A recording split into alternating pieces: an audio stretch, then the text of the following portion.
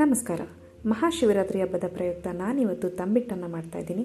ಇದಕ್ಕೆ ಬೇಕಾಗಿರೋದು ಅಕ್ಕಿ. ನೀವು ಯಾವ ಅಕ್ಕಿ ಬೇಕಿರೋ ತೊಗೊಳ್ಬೋದು. ಅಕ್ಕಿ ಸ್ವಲ್ಪ ಬ್ರೌನ್ ಆಗಿ ಕಲರ್ ಚೇಂಜ್ ಆಗೋವರೆಗೂ ರೋಸ್ಟ್ ಆಗಬೇಕು. ನೋಡಿ, ಬ್ರೌನ್ ಕಲರ್ ಚೇಂಜ್ ಆಗಿದೆ. ಇವಾಗ ನಾನು ಶೇಂಗಾ ಹಾಕ್ಕೊಳ್ತಾ ಇದ್ದೀನಿ. ಇದನ್ನು ಕೂಡ ಚೆನ್ನಾಗಿ ರೋಸ್ಟ್ ಮಾಡ್ಕೋಬೇಕು.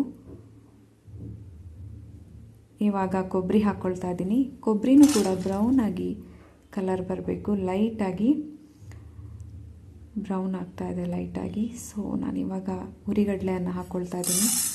ಇದು ಅಷ್ಟೇ ಲೈಟಾಗಿ ಸ್ವಲ್ಪ ರೋಸ್ಟ್ ಮಾಡ್ಕೊಳ್ಳಿ. ಇವಾಗ ನಾನು ಎಳ್ಳನ್ನ ತೊಗೊಳ್ತಾ ಇದ್ದೀನಿ. ಎಳ್ಳು ಚಿಟಪಟ ಅಂತ ಸೌಂಡ್ ಮಾಡಬೇಕು. ಸೌಂಡ್ ಆಗ್ತಿದ್ದಂಗೆ ನಾನು ಇದಕ್ಕೆ ಸ್ವಲ್ಪ ಗಸಗಸೆಯನ್ನು ಆ್ಯಡ್ ಮಾಡ್ತಾ ಇದ್ದೀನಿ. ಗಸಗಸೆನ ನಾನು ಒಂದೇ ಒಂದು ಚಮಚದಷ್ಟು ತೊಗೊಂಡಿದ್ದೀನಿ.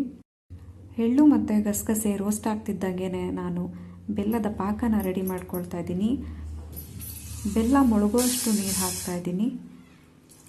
ಇವಾಗ ನಾನು ಹುರಿದಿಟ್ಕೊಂಡಿರುವಂಥ ಶೇಂಗಾ ಸಿಪ್ಪೆಯನ್ನು ತೆಗೆದಿಟ್ಕೊಳ್ತಾ ಇದ್ದೀನಿ.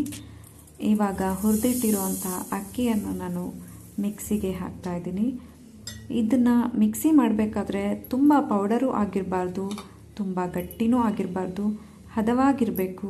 ಮುಟ್ಟಿದ್ರೆ ಸ್ವಲ್ಪ ಕೈಗೆ ಸಿಗೋ ಥರ ಇರಬೇಕು. ನೋಡಿ, ಬೆಲ್ಲದ ಪಾಕ ರೆಡಿ ಆಗ್ತಾಯಿದೆ. ಪಾಕ ರೆಡಿಯಾಗೋವರೆಗೂ ನಾವು ಏನು ಹುರಿದಿಟ್ಕೊಂಡಿದ್ದೀವಿ ಆ ಒಂದು ಪದಾರ್ಥನ ಮಿಕ್ಸ್ ಮಾಡ್ಕೊಳ್ತಾ ಇದ್ದೀನಿ. ಹುರಿದಿಟ್ಕೊಂಡಿರುವಂಥ ಶೇಂಗಾ ಹಾಕ್ಕೊಂಡಿದ್ದೀನಿ, ಹಾಗೆ ಹುರಿದಿಟ್ಕೊಂಡಿರುವಂಥ ಕೊಬ್ಬರಿ, ಹುರಿದಿಟ್ಕೊಂಡಿರುವಂಥ ಎಳ್ಳು ಮತ್ತು ಗಸಗಸೆ, ಹಾಗೆ ಹುರಿಗಡಲೆಯನ್ನು ಹಾಕ್ಕೊಳ್ತಾ ಇದ್ದೀನಿ. ಎಲ್ಲನೂ ಚೆನ್ನಾಗಿ ಮಿಕ್ಸ್ ಮಾಡ್ಕೊಂಡಾದ ತಕ್ಷಣ ನಾವು ಬೆಲ್ಲ ಪಾಕ ಬಂದಿದೆಯಾ ಅಂತ ಚೆಕ್ ಮಾಡೋಣ. ಬೆಲ್ಲದ ಪಾಕ ಹಾಕ್ತಿದ್ದಂಗೆ ಅದು ಸ್ಪ್ರೆಡ್ ಆದರೆ ಇನ್ನೂ ಪಾಕ ಆಗಿಲ್ಲ ಅಂತ. ನೋಡಿ, ಈ ಥರ ಗಟ್ಟಿ ಆಗ್ತಿದೆ ಅಂದರೆ ಸ್ವಲ್ಪ ಪಾಕ ಆಗಿದೆ. ನನಗೆ ಈಗ ಇಷ್ಟು ಸಾಕಾಗಿದೆ, ಅದಕ್ಕೆ ನಾನು ಹಾಕ್ಕೊಳ್ತಾ ಇದ್ದೀನಿ. ಬೆಲ್ಲದ ಪಾಕ ತುಂಬ ಬಿಸಿ ಇರೋದ್ರಿಂದ ನಾನು ಇದನ್ನು ಸ್ಪೂನಿಂದ ಮಿಕ್ಸ್ ಮಾಡ್ಕೊಳ್ತಾ ಇದ್ದೀನಿ.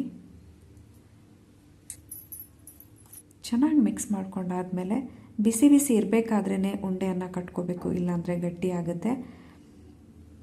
ನೋಡಿ, ಈ ಥರ ಉಂಡೆಯನ್ನು ಕಟ್ಕೊಂಡು ಇಟ್ಕೊಳ್ತಾ ಇದ್ದೀನಿ. ಇವಾಗ ತಂಬಿಟ್ಟು ರೆಡಿಯಾಗಿದೆ.